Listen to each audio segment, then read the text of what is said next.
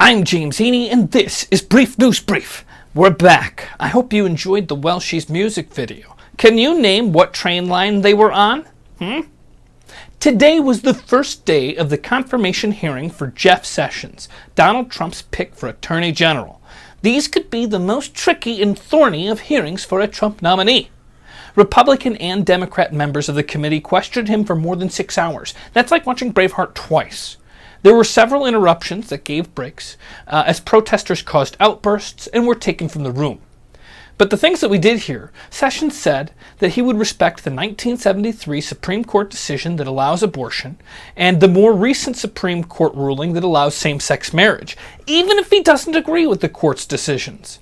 Sessions also faced a series of questions on the issue of torture and waterboarding.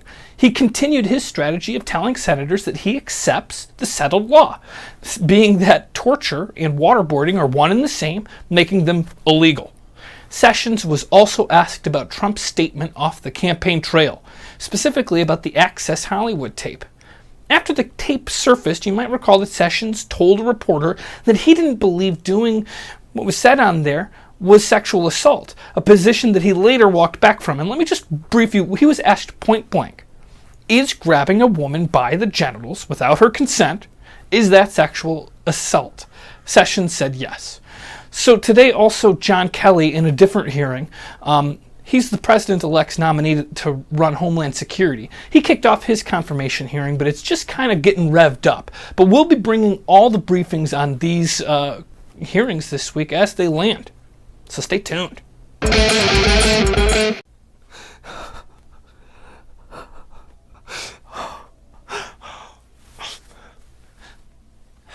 End scene. At the Golden Globes on Sunday, Meryl Streep made a very controversial speech that sent a shockwave through America, splitting people into partisan sides. It was really polarizing. Either you loved it or you hated it. Those who loved it felt that she used the platform to spread the word of compassion. That compassion is what makes us human. And that violence begets violence and bullying begets bullying. And that if you are the most powerful man in the world, then you have a responsibility to uphold our values and respect those around you, especially those that are the most vulnerable. She used the disabled reporter as an example of Trump not respecting people around him. If the Marvel Universe has taught us anything, it's that with great power comes great responsibility. For the people that hated it, they seem to reject the Golden Globes as an establishment entirely. They think it's phony and low-life. People seemed most upset that Meryl Streep said people in Hollywood and the press are vilified. But some were also upset when she said mixed martial arts were not an art. Oh, don't touch my martial arts. People, at least some of them, were long-term fans of hers and were very disappointed that she made a political stance in a controversial climate. And it made them like her less as an actress, I believe. I don't know how those two things, when she's acting, those characters she's playing are not herself, so I don't know why it would affect their appreciation of her acting. But nonetheless, a few hours after the speech was delivered, Donald Trump responded on Twitter. He wrote, "Meryl Streep is one of the most overrated actresses in Hollywood. Doesn't know me but attacked me last night at the Golden Globes. She's a Hillary flunky who lost big. For the 100th time, I never mocked a disabled reporter. Would never do that, but simply showed him groveling when he totally changed a 16-year-old story that he had written in order to make me look bad. Just more very dishonest media." And I know what you're thinking. You're thinking to yourself, James, why are you lying? That's way too many characters for a tweet. That's true. He did it in multiple tweets, but that was what he said. So there you have it. Donald Trump is feeling attacked by Hollywood, the Hollywood elite, and he feels compelled to clear his name on the record, the Twitter record. Bye-bye fillings. In London, King's College researchers now claim that teeth can be induced to repair themselves with just a little bit of help from science. The team at King's College showed that a chemical could encourage cells in the dental pulp to heal small holes in mice teeth.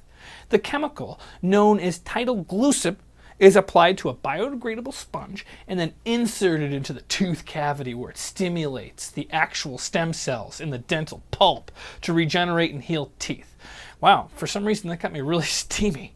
Professor Paul Sharp, one of the research members, said a new treatment could be available soon. I don't think it's massively long term. It's quite low-hanging fruit in regenerative medicine, and hopeful that in a 3 to 5 year period, this will be commercially available. Oddly enough, the chemical titled glucib has already been used in a clinical study for the treatment of dementia, so it's already past the certain, possible safety concerns about being used on humans. However, at the end of this day, this all begs the question: a drug that can regenerate bone and is used to treat the mentally ill, how long before we start infusing the bone with alloys? We don't have adamantium yet, but who's to say how far off it is? Indeed, how is this not the beginning of the Wolverine project? We all know what can happen when governments decide they need to chemically enhance super soldiers. The Marvel Universe is littered with examples of good and bad effects of the famed Weapon X projects. Former candidates include Logan Wolverine from the Canadians, Captain America from the Americans, Bucky Rogers from the Russians, Deadpool from, the capitalists. Everybody's got their super soldier.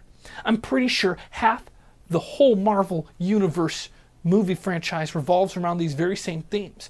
So while the medical benefits can be tremendous, like no one gets cavities or drillings for fillings, but we need to ask, are we responsible enough to use these powers for the greater good and not to be corrupted like Bucky was by the Hydra in Captain America Winter Soldier, or worse yet, the multiple Buckys as illustrated in Captain America Civil War? With great power comes even greater responsibility. It's poll tally time! Do you like Marvel or DC better? Overwhelmingly, it was Marvel. In fact, DC got 0%. I prefer Marvel also, but let's just recognize that Batman's an incredible comic book series and deserves some recognition. But let's just be glad that what didn't win was Shut Up Nerd and Say Uncle, because then I would have been screwed. All right? Now, do you have a Vine account? The answer is no, so you ain't gonna miss Vine. Go ahead and say goodbye now. And finally, who do you trust? 100% of you said James Heaney. That makes me feel incredible, but that's a big responsibility. I realize that it's very difficult to earn trust, but once you've got it, you don't want to lose it because it's near impossible to get back. So I don't want to break this trust because I don't want to have to Frankenstein it together. Okay? New polls to be tallied. Get that democracy that's in your body out there and be heard. Did you like Meryl Streep's speech? Would you be a human test for the subject, a human test subject for the regenerative teeth?